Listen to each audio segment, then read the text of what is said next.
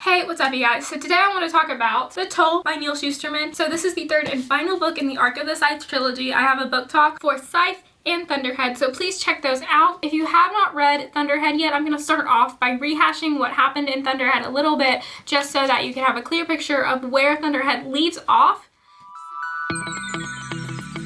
So Thunderhead leaves off with Rowan and Sidra at the bottom of the ocean in the vault, with Endura having sunk and all of the Grand Slayers dying. Godard has claimed High Blade of Mid-America, and Grayson is now the only one who can speak to the Thunderhead because everyone in the world has been marked unsavory except for Grayson. Faraday and Munira are both traveling to the land of Nod to figure out what the SCYTHE failsafe is. So that is where Thunderhead leaves off. If you have not read Thunderhead yet, leave now, because now I'm going to get into what happens in the Toll. That's kind of just a bit of a rehash for where Thunderhead leaves us. So now I'm going to get into what happens in the Toll. So that was the setup. This is going to be the resolution. Please, please, please, if you've not read the Toll, leave now. I really don't want to spoil you because all of the plot twists, all of the turns, it really is just such a strong story. So now let's just talk about the Toll. So the Toll starts off with Grayson, and you know, he's the only one that can talk to the Thunderhead, and he's sticking around with the Tonus, and he gets abducted by this group of Nimbus agents or ex-Nimbus agents that want a message from the Thunderhead. They want something to do. They are begging for something to do. And the Thunderhead gives Grayson a message to pass along, which is just a set of coordinates with no instructions, no anything. And so they go, and they go to that location. And Grayson sticks around with the Tonus some more, and he becomes the Toll. He becomes the Toll. He becomes this religion's Jesus. He becomes this group's main leader as the Toll. He is able to pass judgments and do things. He has so much power, and it is so cool to see. It is really cool to see someone rise to that power, and how he is working with people who aren't really good people necessarily. He's got some people he trusts and some people he doesn't, and I just loved seeing his rise to that position as the Toll, and I loved seeing him in that role and feeling like he doesn't belong there, but at the same time, he's the only one that can talk to the Thunderhead, and to these people, Thunderhead is pretty much a god. Like, I kind of talked about that in my last book talk, how the Thunderhead felt very godly, and in this one it just felt more so, because now he's no longer talking to his people. You know, people created the Thunderhead, and the Thunderhead ruled over them, and now the Thunderhead is no longer talking to them, and it just feels like this cyclical creation of religion, and I just really, really loved it. The Thunderhead, Grayson, that's all cool. He's the Toll. So Faraday is going to the land of Nod. The coordinates that the Nimbus agents were given was to the land of Nod. So they go. It's the Marshall Islands, so I'm just gonna call it that for the rest of this video. So they go to the Marshall Islands, and really not a lot happens there for a long time in the book, other than the book alludes to some secret plans that are being given there. And you've got Lorraine, who is one of the Nimbus agents who's kind of leading the people there. You've got SCYTHE Faraday, and you've got Munira. And they're all there just biding their time, building something. You don't know what that something is until way later on. And you know that the failsafe is there, but SCYTHE Faraday can't activate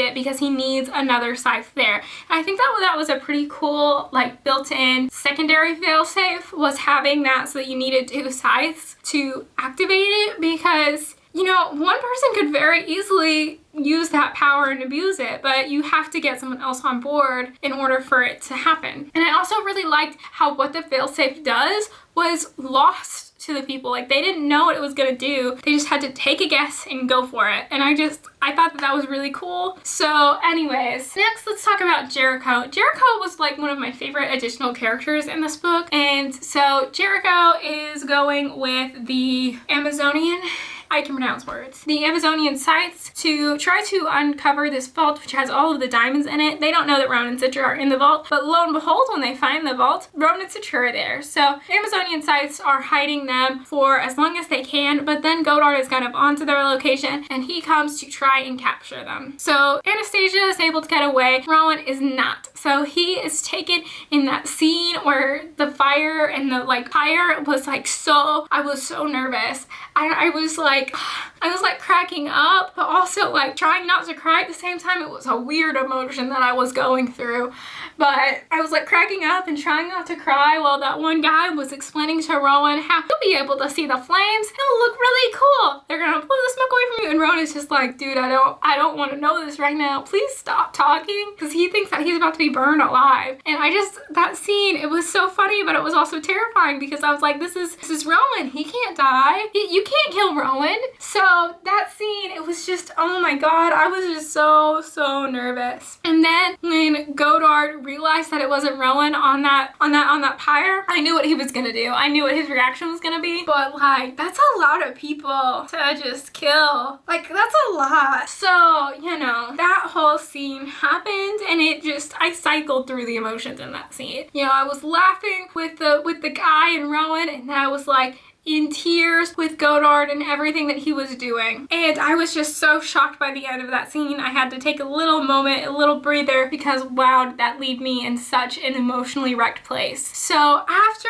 that happened, Rowan was taken to the Texas Scythedom. Luckily, he was rescued by some people with some Bowie knives. My favorite thing about the Texas Scythedom is that they only use Bowie knives. That is Texas. Everything that is represented about Texas in these books is accurate as far as I'm aware. I am not from Texas. Please don't come at me, Texans. I am making a joke. This is sarcasm. So anyways, the whole Texas Scythedom, Rowan being captured by the Texans, and they want to try to use him to kill the people that they want killed, and he's not really wanting to do that, but at the same time, he doesn't want to get his family involved in anything. So he's doing what he can to protect his family, while at the same time trying not to kill people he doesn't want to kill. So, you know, he's off doing that for most of the book. And then we have Anastasia and what she is doing and all of the research that she is doing into these disasters that have been alluded to in the series. So there was a Mars colony, there was a lunar colony, and there was a like orbital colony. I'm trying to remember what words are. So there were those 3 colonies, and all of these colonies had catastrophic disasters. And Anastasia was trying to figure out what happened with these disasters. And lo and behold, it wasn't the Thunderhead making a mistake. It was the Scythes that killed off all of these people. And I was just like,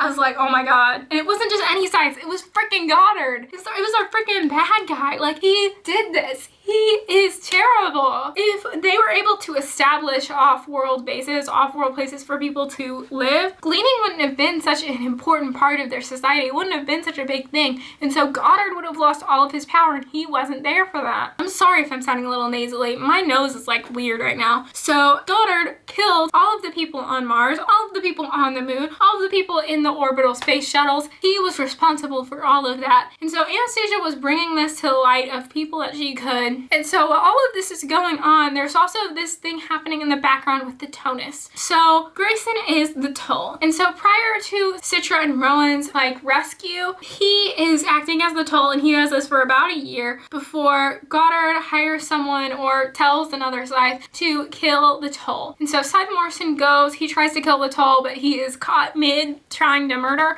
So he winds up joining the Toll because he offers him something that he never would have gotten in the Scythedom, which is the chance for respect. And so he joins the Toll, aka Grayson, and becomes kind of like his bodyguard. And I really enjoyed Morrison's character in this book. I felt like he was just interesting. Like in the other book, he seemed like a playboy, but in this book, he kind of had a bit of a personality. He had a bit of motive. He wanted things, and I was just so here for that scene when Grayson was like, "Would you like to join me, dear chap?" I was so happy that Grayson asked him to join along with their group, because freaking Mendoza was going insane. Mendoza is just going a little bit weird. You don't really know what he's doing. He seems like he's up to something. And so the Toll fakes his death when Scythe Morrison comes, and Morrison joins his little Scooby gang. So they are off trying to stop all of these sibilants. So the sibilants are the Tonus that are like going insane and throwing rocks at people and killing people and having like mass fires and stuff to try to kill people. And so they are going around trying to stop that. And one sect that they weren't able to stop was the one that was in the Sub-Sahara, which was where Citra was. So they come and they try to, you know, kill all of the Scythes there because that's kind of their thing. In that scene, I was just on the edge of my seat because I was so nervous. I could not see how they were gonna get out of that.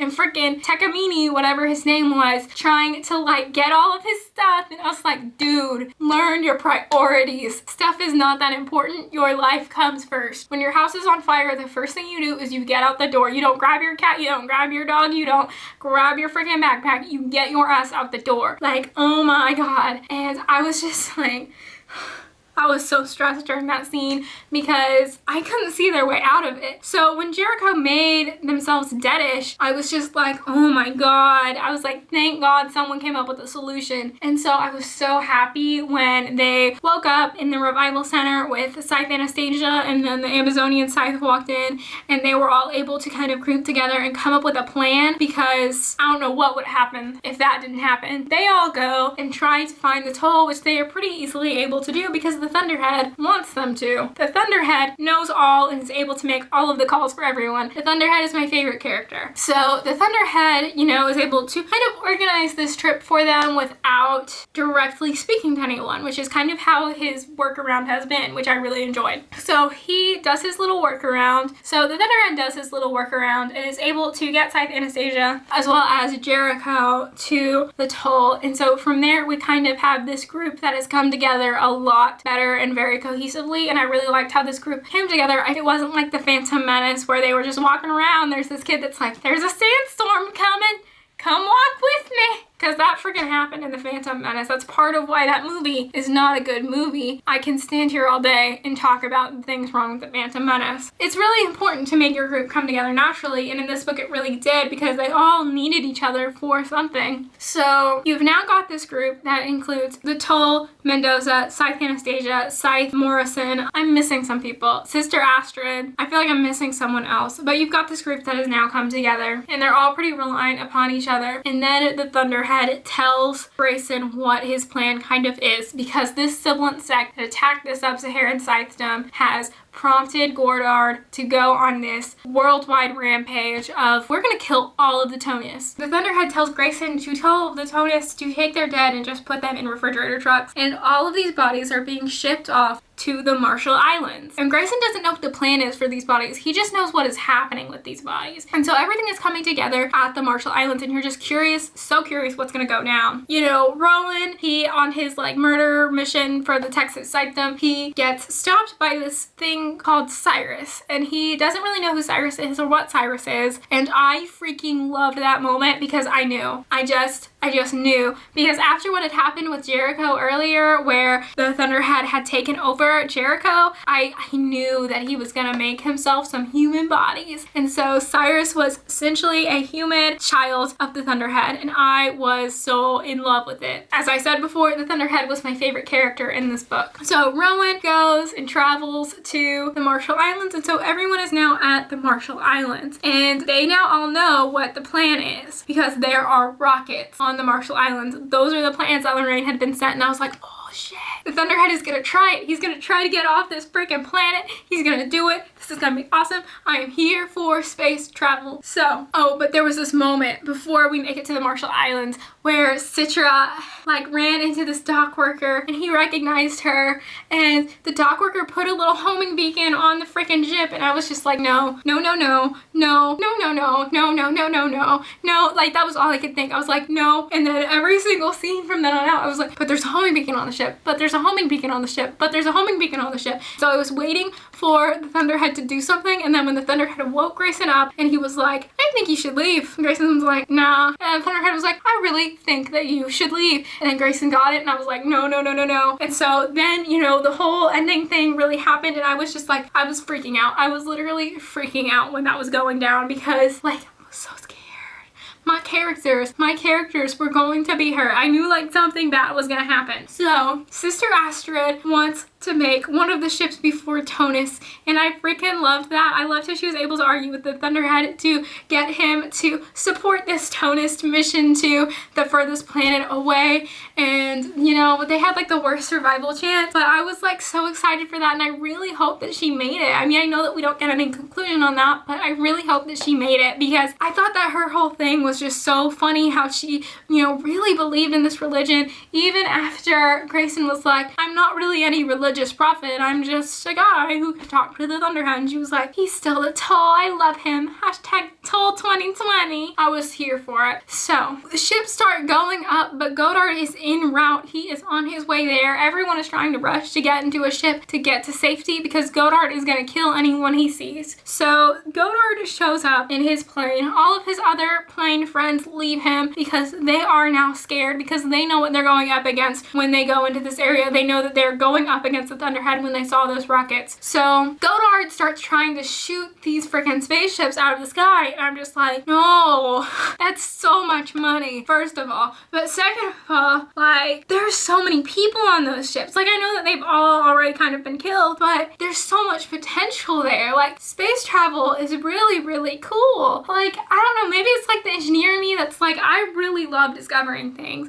And so for me, I just thought it was so exciting that they were gonna get to go and do this. I mean, I know it's a book, I know it's fiction, but I was in the story, man. I was in the story. And so I was excited for them to get to go to see other places and travel to other worlds. And so that's what they were doing. They were traveling to other worlds, and he shot them out of the sky, and I was like, I'm so scared that he's gonna shoot down like Sister Astrid's Tonist clan that she was gonna make. So I'm really glad that she made it off of the island because I was just really nervous for it. A few things that I haven't mentioned so far, some reunions that I really loved that happened on the islands, was Rowan and Citra's reunion. I thought it was so cute. I was just so happy for them. Faraday and Citra and Rowan's reunions, those were all really cool as well. I just loved Scythe Faraday in this book because he was really having a mental crisis, and I can relate. But anyways, these ships are all going up. Godard's shooting him out of the sky, and then he sees Rowan and Citra there on the ground, but thankfully Scythe Rand came in at the last minute and saved the day. She knew where history was gonna land, and she wanted to be on the right side of it, which I can understand. I think that she's a very morally gray character in these books, but I think that she, in the end, made a good decision in killing Godard. So Godard is temporarily dead as far as the book is concerned. Then Scythe Faraday does the thing where he enacts the failsafe.